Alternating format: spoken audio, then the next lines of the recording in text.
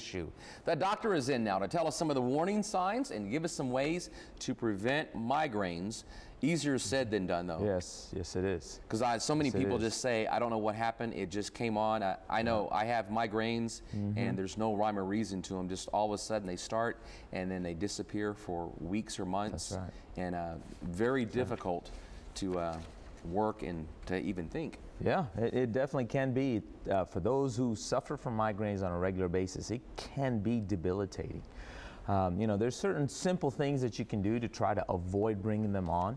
We do know for a fact that extreme levels of stress, alternating sleep-wake cycles, not getting adequate sleep, these are triggers for some. For others, it can be red wine, it can be aged cheeses, or significant amounts of caffeine. All these things can be certain triggers, but it's personalized.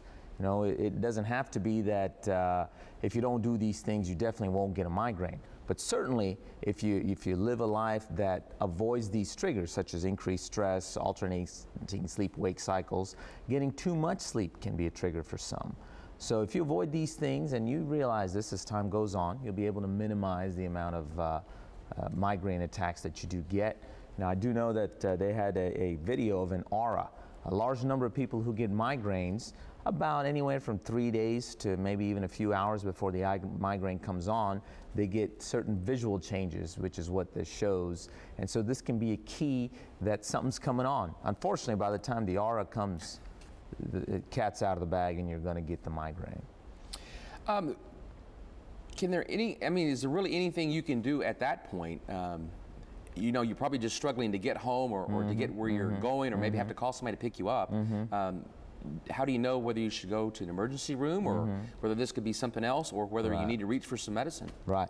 Well, if this happens to you regularly, then you know you don't need to go to the emergency room. And what you do need to do is get some medications on board. You know, if it's a minor type of a migraine situation where you don't suffer too much from nausea, then you can take the regular acetaminophen or aspirin, you know, the medications that may help you with the migraine. So don't wait for the pain to hit.